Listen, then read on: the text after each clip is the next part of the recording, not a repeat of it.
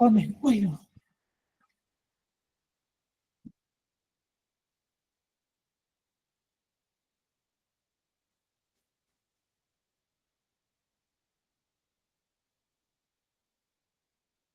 Okay, I'm back. I'm back. I want to do something. Have you joined? Have you rejoined the meeting?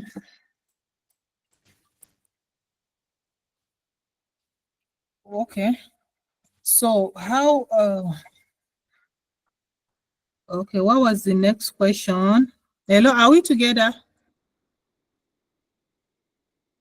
Hello? Yes, ma. Yes, ma. Go on. Okay, Yes, okay. ma'am. Okay.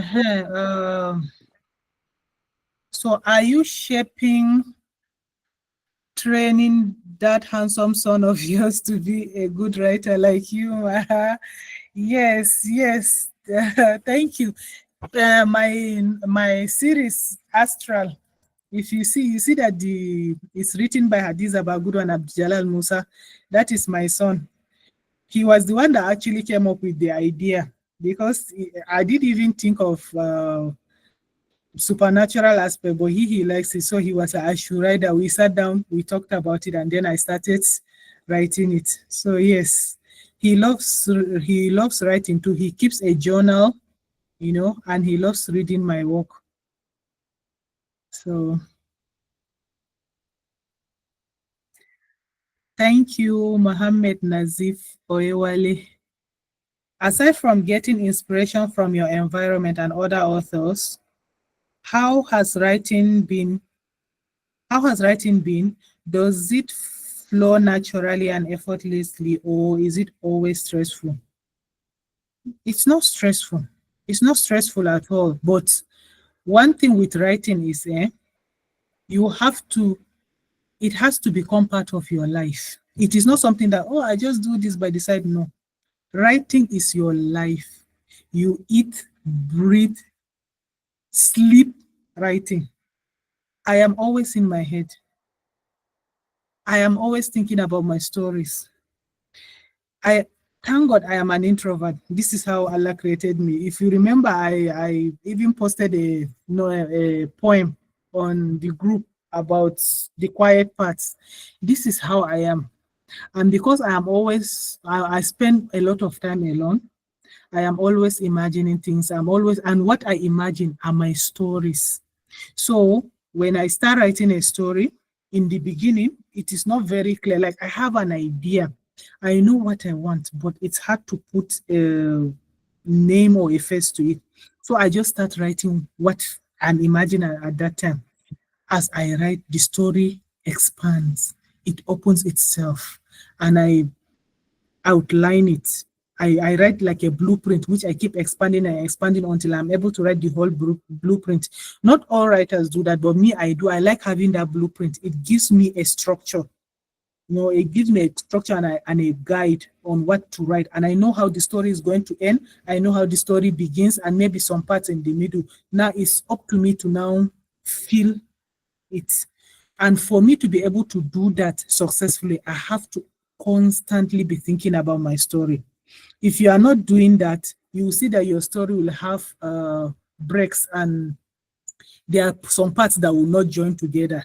Because when you come to read them, you see that this part and this part did not join. For it to be able to flow, you have to live that life in your head. And I also tend to enter into the character. I become the character. Like when I'm writing about a certain, I become that character. I talk, act, do everything like the character. So it helps a lot. But it's something that you get used to as you are writing. Okay. It's not like something that you have to learn. No, it's something that you get used to as you are writing every day. It becomes a part of you. But like I said, you have to constantly be thinking about your story. And you have to be okay with being alone. Okay. What question? Can you say something about the settlers and settlers? Can you say something about the settlers and pastoral nomads as represented in the book? I represented them as a people of culture, a people who love their culture, who don't want to stray away from the culture. Although in the towards the end of the book, they did stray away a little because they started as nomadic. They never stay more than 3 years in a particular place. But because of what happened with Fantah, they were able to become settled Fulani instead of nomadic ones. But they are a people of culture and they are gentle, kind people. Aside from the Berlin Conference, the Jihad, and the independence, what other instances represent actual history in the book? I think those are the ones. Maybe, yeah, those are really the ones. Hayat's inability to succeed the throne as a Sultan of Sokoto. Please tell us the actual historical events in the book. There are several people like that. If you have to, like, you have to study history for you to see. There are several people, one thing with the northern royal elites is that they have many children. It's not like in the movies where you see one prince, two prince. No, they are like 20, 30. In fact, one of the lamidos of Adama said he has almost 200 children. Some of them, some are from the concubines. Mind you, even though concubines are not royal, but their children actually do inherit. If you are a favorite, your child will inherit. And there's a history, there's an incident like that that happened in history. Yes. So they have so many children. So there is always this constant fight, this battle. And there's always somebody that is actually qualified and may be denied. My own father, well, before he died, he was the Hakimi and Kusodu of Agaye local government. He was actually he was in line to become the Etsu of Agaye. But, politics. Before, it was just the follow succession. It was actually easier, the Agaye part is actually easier, the succession line. But then somewhere from the 90s upwards, politics entered it, and politics is one of the worst things. This normal politics that you are seeing is one of the worst things that happened to royal succession in the whole of the north. It has weakened their power, it has caused instability, and it became this issue of the richest person, the one that can buy more people, is the one that will end up with the title, not the one that was actually qualified. So that's what is happening. But you know, uh, okay. Let me see, what are the questions. I actually have started writing a novel, but my challenge is suddenly I will just hook and won't know how to continue. This is what I'm talking about. You are not thinking about your novel all the time. Like, you take long breaks from it. If you are always thinking about your story, you become that character. You imagine that it is your life, you are living that story. What will you do next? This is how you write the novel. What if I am the one, if I am Fantah now, and I fall in love with this guy, and this obstacle, what will happen? Of course, I will go after him to go and find out what happened, because I will not be able to rest. I want closure. Then when I go there, of course, this one is happening. Then I put myself in the shoes of Talatu. Oh, this woman came to stay with my husband. No, no, no, no, no. I cannot take it. I'm the princess. This is what I will do. This is how you find out what the next step is. Also, don't forget about that blueprint. It's very important. It is not necessary per se, but it is important. It makes life easy. You start when you get the inspiration, you write the beginning. This is what this is what my story is about. This is how it's going to start, and this is how I hope it will end. So now you have the beginning and the end. Now you start feeling in the middle. Anytime you think of something, a major plot line, write it down. Write it down, like with timelines. this is going to happen in social places. But before this happen, this and this and this, there are things that will lead, cause and effect, there are things that will lead to that thing happening. I'm telling you, if you do it like that, you'll find that it's easier following it step by step. There's this proverb, how do you eat an elephant? One bite at a time. So you break it down into bites, little bites. It makes it easier. So try that and see. How should I handle this, ma? Okay, that's the question, right? I've answered. Are the characters like the Lambdos and Lamidos factual? The characters, yes, but the titles are real. Lambdos are the chieftains of the kind of like Lamido is like, let's say, the governor, while the Lamido of Adamawa, Fombina is very large. It is like the whole of Gongola state, if you remember Gongola, and like almost half of Cameroon. They were under one kingdom called Fombina. So the Lamido is the president of that Fombina, while the Lambos are the individual governors of each one, all of them answerable to the Lamido. That's how it is. So those titles are real, but the characters themselves, they are factual. Just a little contribution from my perspective. I think giving higher and unbefitting end is unique. It doesn't always have to be an epic ending for someone as significant as he is in the novel. Yes, but yes, I agree with you. But at the same time, I think his death is epic. I don't know why people keep thinking that. Many people have told me. I remember when my editor was reading this book, he was arguing with me that no way I cannot kill Fantah like that. In fact, I didn't even describe in the first time I wrote it. I didn't even describe the fighting scene. I just say that he was killed by this guy. My editor argued with me until I added that scene. But he was killed by Father Allah. That is the son of Rabi. That is a betrayal. His death is a betrayal, and that is epic. And Father Allah is very powerful. He is strong. He is a warrior, and he is young. Don't forget that Haya is in his 60s at that time. He was old. He was always fighting and old. And Father Allah is a young warrior who was always leading his father's army until Haya came. And Rabi, because he wanted an alliance with Rabi, he now removed Father Allah and brought Rabi in. So, and he has also been getting information from his sister about Rabi. So he knew where to harm him, he knew where to hurt him. Also, Father Allah had a large army behind him, while Haya was just with his few people. They were about to run away. So that scene was epic. I don't know why people just keep saying, I don't know what exactly people wanted. They wanted him to die in this battle, or no. That the way he died is okay. And it's necessary, because without his death, Fantah wouldn't have gone home, and he will have destroyed her life. So these are all the questions for now. Any other questions? I hope I have answered. And if there's anything else you need me to say, I will say it.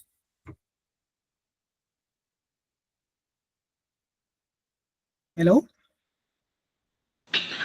Okay, thank you so much, Ma. I think the questions have stopped flowing, so I don't know if anybody has anything to say.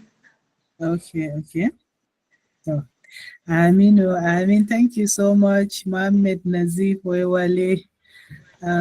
Thank you. Good evening, ma. Good evening, Sakir Yes, Raji. ma'am. Yes, ma. I joined the meeting late, so I don't really know if you discussed this, but I want to know what the Fulani writing team is like. Aside from you, are there other prominent writers, or especially Fulani writers, who writes in the Fulani community, or Fulani writers? That's what I'm saying. I haven't met anyone. Most of them, they write in Hausa language. So their novels are in Hausa language. I have to search. Honestly, that is bad of me. Like I said, I'm an introvert. I hardly interact with people. But in the literary scene, I haven't seen a Fulani female writer, only the male ones. Okay, so I have to search and get back to you, honestly. But the ones that are very famous, they write their novels in Hausa. Okay. All right, Why ma. did I Thank choose you. to write? Okay, you're welcome. You're welcome. Thank you so much for your. Why did you choose to write in English instead of Hausa or Fulani? Well, English is the easiest for me. I grew up reading English. I can write. Yes, I can write both in Hausa and Fulani. I can write. I can, because I read letters. I read Hausa novels. I write letters in Fulani. I did it, but writing in English is the easiest for me, and it also gets the wider audience. Remember, I told you that I'm trying to show people what the Fulani culture is like. I want people to see and understand. So it's better to write in English so that everybody can read. But if you see, there are so many Fulani phrases that I added, Kanuri phrases. I don't speak Kanuri, but I had a friend, because I wrote the phrases in Hausa. A Kanuri friend, now gave me the translations in Kanuri, and then towards the ending, I wrote down some of the phrases the Fulani phrases, and I wrote with the translations. So in case you need to know what they mean, they are there. I think this question justifies the assertion that you are a special author. Oh, thank you so much, Adams Dauda. I appreciate. We appreciate your time and response to our question. You have really fed our curiosities. May Allah bless you. Amin. Lazarus Justin, thank you. Henrietta Christopher, thank you, Ma. Thank you too. Are any of the characters in Fantah based on real life experiences, either personal or someone else's experiences?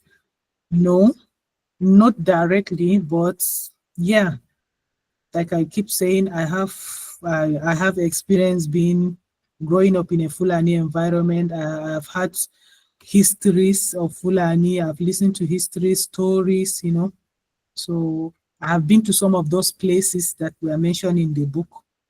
So yeah. So sai mun zo Abuja godiya. To Allah ya kawo ku lafiya. I really appreciate your effort, Ma. Thank you, Matthew. Jemima Dantata, thank you so much for your efforts, Ma. Thank you too. I appreciate. You're welcome. We have been enlightened, Ma. Thank you, praise. Thank you very much for your time and explanations. I think we've used more than an hour. Really appreciate, and thank you for answering. I don't know, for the questions we asked where the meeting was not recorded, is it still possible I send you those questions? Maybe you record a voice note answering, because we might need them later. Okay, sure, we can do that. I will do it tomorrow, inshallah. Okay, thank you very much. I think You're that is it. You're welcome. All right, bye-bye, everyone. Thank you so Bye-bye. much. Have a good night, ma. Thank you, ma. Thank you. Good Good night, ma. Okay, ma. Good night, ma. Nice. You're welcome. Thank God. Oh, I'm tired, man. Thank you, everybody, for joining the meeting. We appreciate. Sharon, nice one. I not see your questions, Sha. Good leader. No even one question, comments. Now me they ask. Nice one. It's all right. If you have this order. Me? All right now. Seems everyone has left. So you guys did. I'll see you now. I'll not go until the last person has left the meeting. As per class record. I don't know about you, why you are so old. As if Bismillah, what are the questions you are asking for gospel? What is carry us back? Help me ask the Zifu. I don't know. I don't know for that guy. Okay.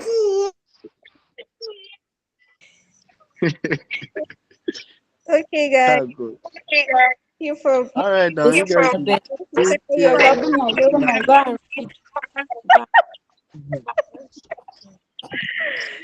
So the title of my new Stop taking my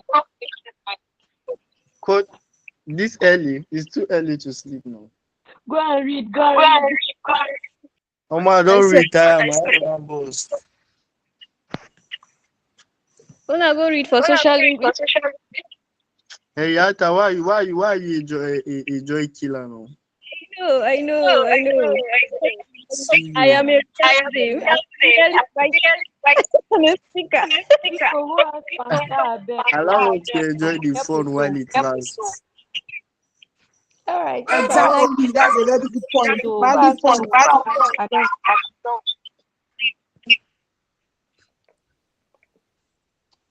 Goodness, should So, have go read the other inside Asha. Who has That book they had me to finish. I don't think we're having the meeting of the other inside of the next week. Nobody is doing any analysis on it.